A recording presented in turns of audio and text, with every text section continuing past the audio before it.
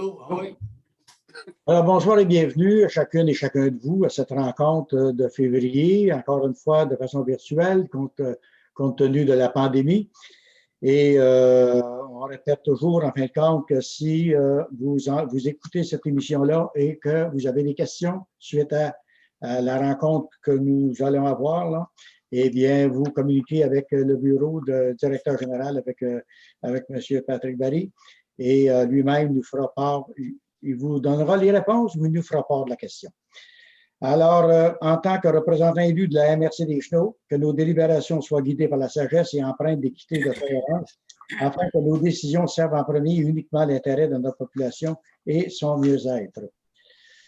Étant donné que c'est une séance qui est tenue à huis clos, donc ça prend une résolution. Qui en fait la proposition? Propose Christian Gendron. Appuyé par Guy Veillette. Merci. L'adoption de l'ordre du jour qui nous a été présenté déjà et avec tous les points dont vous avez pu regarder, si vous êtes en accord avec cet ordre du jour-là, eh bien, proposé par? Diane Aubu propose. Christian Fortin appuie. Merci beaucoup. L'adoption du procès verbal de la séance ordinaire du 20 janvier 2021, vous en avez pris connaissance, vous avez fait lecture du procès verbal et si tout est conforme. Luc Dostaler propose. Je l'appuie, Guy Veillette, avec dispense de lecture. Merci. Gestion du personnel. Alors, nous avons plusieurs points ce soir au niveau de la gestion du personnel concernant une réorganisation. Alors, on va demander à M. Guy Simon de nous faire, en fin de compte, donner des explications sur chacun des cas. Alors, il y en a plusieurs, comme vous allez pouvoir constater. Alors, dans un premier temps, on demande de prendre acte de la démission de Mme Caroline Trépanier, agente au développement culturel et communication par intérim.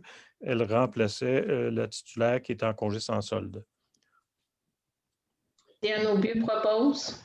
Appuyé par? Christian Gendron, appuie. Merci. Au point B? Au point B, la démission de Mme Marie-André Trudel, agente de promotion à l'entrepreneuriat et au développement touristique. Dans ce cas-là, c'est la démission d'une employée qui était permanente à la MRC. Alors, ce serait l'acceptation proposée par? Veillette propose. Et appuyé par Luc Pellerin. Au point C. Au point C, c'est les conditions de travail du personnel cadre. Ce qu'il est proposé, recommandé par le Comité des ressources humaines, c'est que les cadres de la MRC puissent bénéficier d'une augmentation économique de 1,5 % rétroactivement au 1er janvier 2021. Christian Fortin, je propose. Gendron, appuie. D'accord. Alors, si c'est accepté, c'est proposé par? Ça a déjà été accepté. Christian Fortin, j'ai proposé. Christian Fortin, Christian Gendron. Voilà. Au point D? On a une demande pour mettre fin au congé sans traitement de Mme Chantal Couture. Mme Couture avait initialement demandé un congé sans solde qui avait été accordé pour une période fixe de 3 mois. Le retour prévu était à fin mars. Elle a une demande pour revenir immédiatement. Donc, autrement dit, de mettre fin à l'entente que nous avions avec le syndicat sur un congé sans solde de 3 mois. Diane Aubu propose. France Bédard, seconde. Appuie, excusez. Merci. Création au point E, création du poste de directeur du service de développement économique. Une nouvelle structure qui a été proposée et étudiée par l'ensemble des membres du Conseil. Ça prévoit effectivement la création de nouveaux postes. Alors, dans un premier temps, on parle de la création du poste de directeur du service de développement économique. Et ça fait suite aux annonces gouvernementales aussi de subventions au MRC pour la création de postes dans ce domaine-là. Alors, la création d'un poste de directeur pour l'ensemble de ce service-là. Proposé par? On fait la proposition, Guy Veillette. Appuyé par? France Bédard, appuie. Mon micro, Luc, est fermé. Ben, allumez vos micros parce que si je vous entends pas. Alors, donc, au point F maintenant, l'affichage du poste de directeur du service de développement économique. Ça suit immédiatement après la résolution précédente, c'est de permettre au directeur général d'afficher ce poste-là, de l'offrir à l'externe. Christian Fortin, je propose Appuyé cette par résolution. Luc Pellerin. Luc Pellerin, merci. Au point G, la lettre d'entente avec M. André Brousseau. M. Brousseau est un chauffeur au département d'hygiène du milieu qui bénéficie déjà d'une lettre d'entente à l'effet d'avoir une réduction de sa semaine de travail d'une journée par semaine. Donc, on sait que les chauffeurs sont à 4 jours semaine. En vertu de cette entente-là, il est à 3 jours semaine au lieu de 4. La demande vise à modifier ça pour la période hivernale, donc la période où on a la collecte des déchets aux 2 semaines. M. Brousseau demande d'avoir une alternance, une semaine 3 jours, une semaine 2 jours. Donc, un congé sans solde supérieur d'une journée aux 2 semaines. Qui en fait la proposition? Diane Aubu. Appuyé par Luc Pellerin. Merci. Maintenant, l'adoption de l'évaluation de l'équité salariale pour les cadres. Tantôt, je mentionnais qu'on a une proposition d'une nouvelle structure qui crée quelques postes de cadres. Il fallait déterminer quels seraient les salaires ou l'équité salariale entre ces différents postes-là. Alors, les membres du comité ressources humaines ont procédé à une analyse individuelle et on a mis ça en commun par la suite, toujours en s'aidant de la grille qui nous sert pour l'équité salariale. Donc, ce qui est proposé là-dedans, en considérant, par exemple, que le directeur général représente 100 %, on a déterminé, si vous êtes d'accord, ou on propose que le directeur au service de l'aménagement reçoit un salaire qui est équivalent à 84 % de celui du directeur général. Le directeur au service aux entreprises recevrait 86 % au maximum, 86 % du salaire du directeur général. Au niveau du directeur des finances, le salaire serait déterminé au maximum à 80 % du salaire du directeur général. Pour ce qui est du coordonnateur à l'évaluation foncière, le salaire serait déterminé à 67 % du directeur général. Et au niveau du coordonnateur en sécurité incendie, ce serait 65 % du directeur général.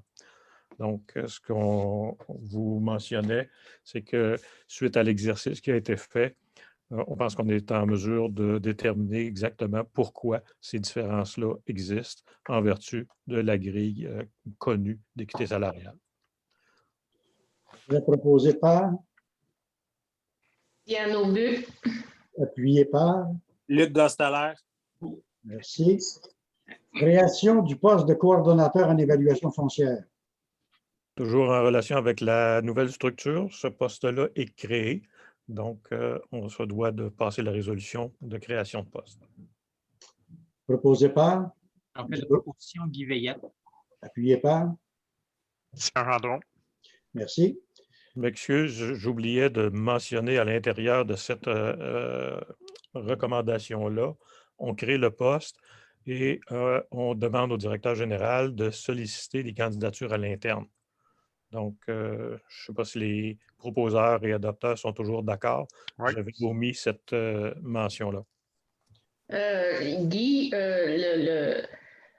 est-ce que le poste de chef d'équipe se trouve automatiquement à être aboli? N'est pas automatiquement aboli. On verra qui obtient le poste. Donc, ce qu'on avait mentionné, c'est qu'on veut combler ce poste-là à l'interne. Donc, effectivement, la personne qui obtiendra le poste qui l'occupera sera aboli. Merci. Donc, Dans un deuxième temps.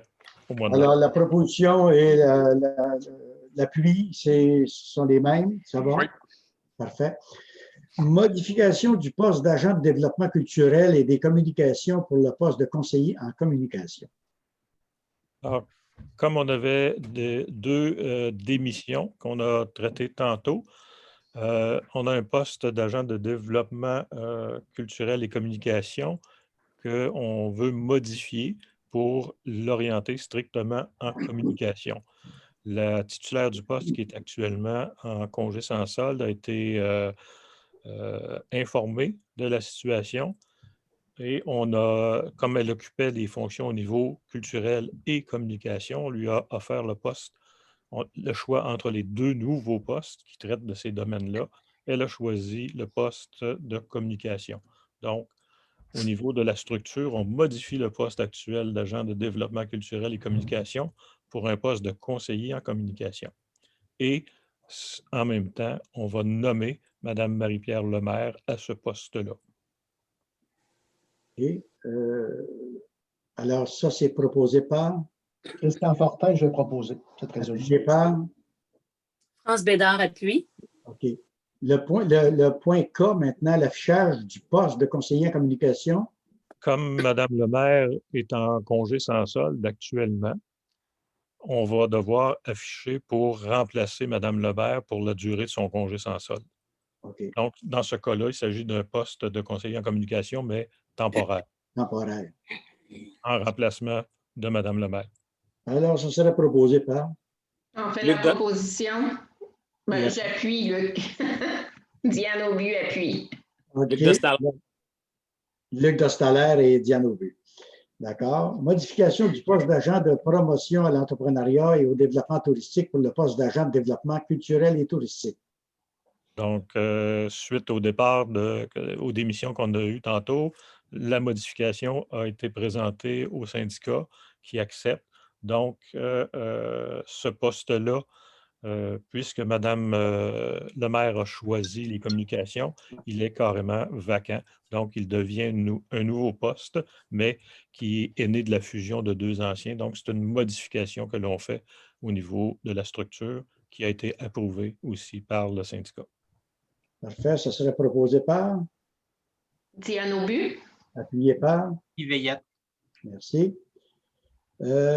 L'affichage du poste d'agent, je ne sais pas si je suis mêlé. L'affichage du nouveau poste d'agent de poste-là- développement culturel et touristique. Ce nouveau poste-là qu'on vient de modifier, OK. il est effectivement vacant. Donc, on doit aller en affichage pour autant au niveau interne qu'externe pour le comblement de ce poste-là. OK. Qui en fait la proposition? Christian Fortin, je vais proposer. Appuyé par? France Bédard Merci. appuie. Création et affichage du poste de conseiller en développement entrepreneurial. Nouveau poste qui est créé justement dans le cadre des octrois financiers qui ont été accordés. Donc, on ajoute un poste au niveau du service de développement culturel, développement entrepreneurial. Alors, c'est qui en fait la proposition? Jean-Claude. Appuyé par? Guy Veillette appuie. Est-ce qu'il y en a qui appuient Jean-Claude? Guy Veillette. Veillette appuie. Guy Veillette, Oui, d'accord. Alors, est-ce que c'est parce que vous ne m'entendez pas? Ça peut arriver à un moment donné, la question d'onde. là. OK. Alors, c'est fait. La nomination de M. Lionel Arsenault, maintenant. Dans ce cas-là, de M. Arsenault, on va attribuer une prime de chef d'équipe qui est prévue à la convention collective. M. Arsenault va supporter, aider ou superviser 3 agents qui sont des contractuels ou des employés de projet. D'accord. Proposé par? Christian Fortin, je vais Diane proposer. Aubu.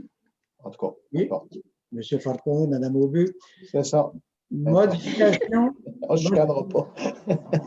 modification du poste de secrétaire greffe et trésorerie pour le poste d'adjoint administratif. Toujours dans la modification de structure qui a été proposée et présentée au syndicat, acceptée par le syndicat, le poste de secrétaire greffe et trésorerie, est modifié en adjoint administratif et attribué à Mme Chantal Couture, qui détenait le poste de secrétaire greffe et trésorerie. Proposé par France Bédard. Mme Bédard et aussi M. Gendron. D'accord. création du poste de directeur des finances. Toujours dans le cadre de la nouvelle structure qui est proposée, il s'agit d'un poste additionnel de cadre au niveau direction des finances. Et en même temps, on va permettre au directeur général de solliciter des candidatures pour le comblement de ce poste-là. Il devrait nous revenir en mars pour des recommandations de comblement. Proposé par, Luc Pellerin. appuyé par. Chandlot. Merci. Modification du poste de coordonnateur à l'aménagement du territoire pour le poste de directeur du service d'aménagement du territoire. Alors, c'est en conformité toujours avec la proposition de structure. Et dans ce cas-là, il s'agit tout simplement d'un changement de titre pour avoir un équilibre avec les autres postes de cadre qu'on vient de créer. Donc, on modifie le titre de coordonnateur à l'aménagement pour directeur à l'aménagement. Ça demeure comme titulaire avec M. Éric Lesage. Parfait. Alors, ça serait proposé par. J'en fais la proposition, Guy Veillette. Merci. Appuyé par. Chandlot. Merci.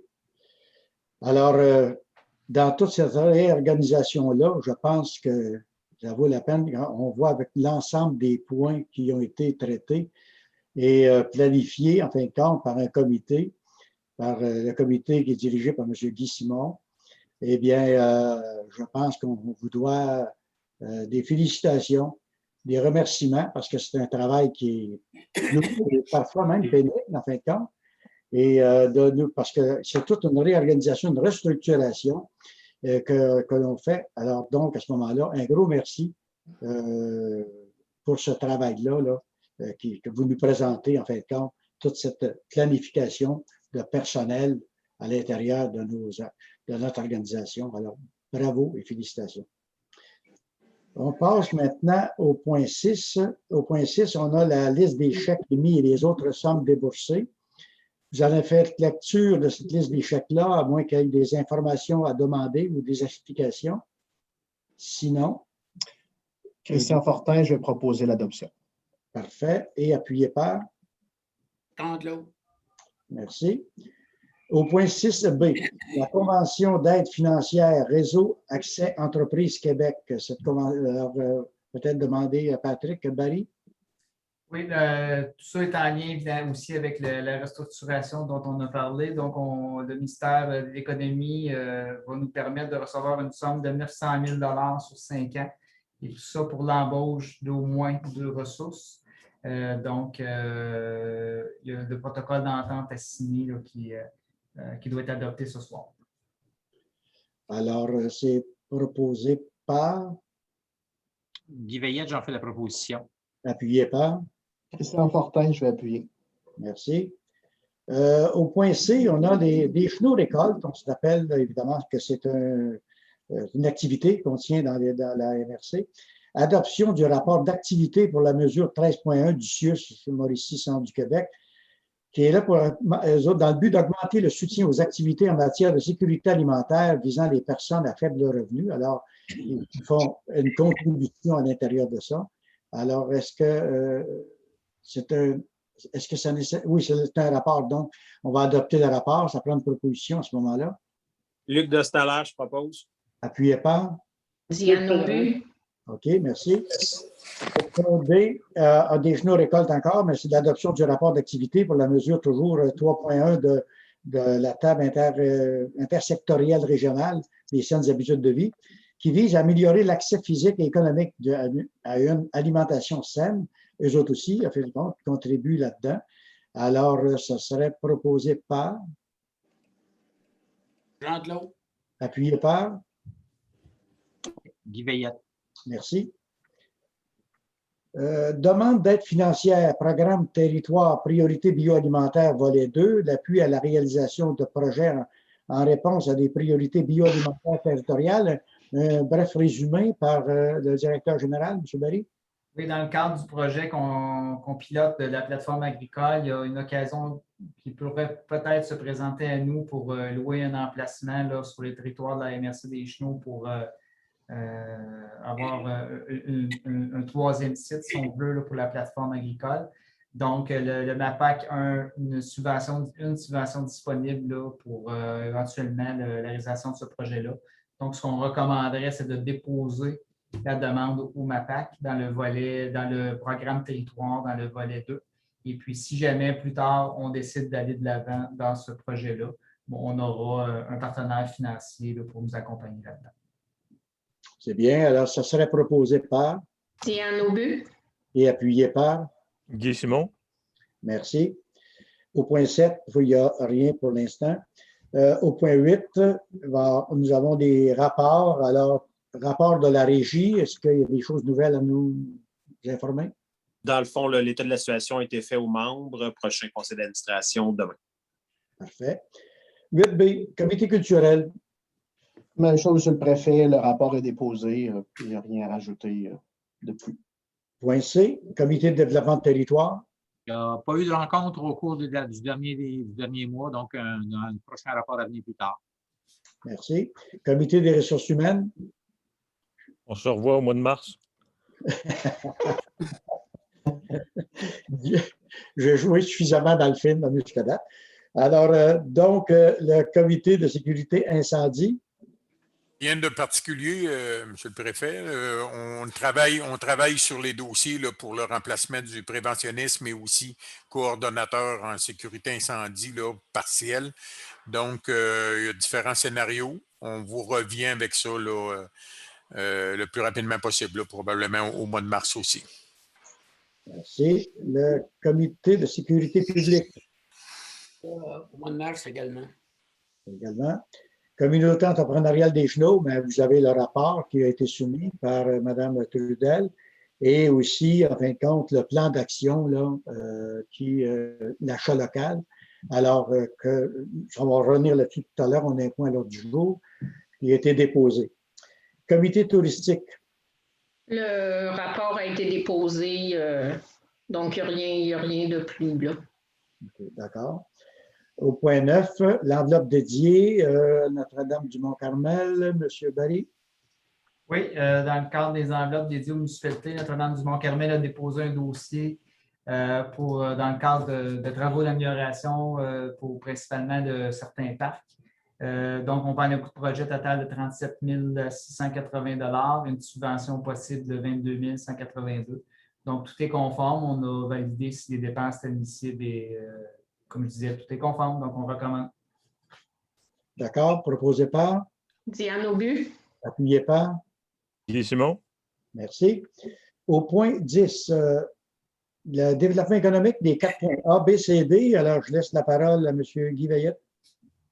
Merci. Donc, dans le cadre, au niveau du comité d'investissement, on a eu une rencontre. On a reçu 3 demandes d'entreprises.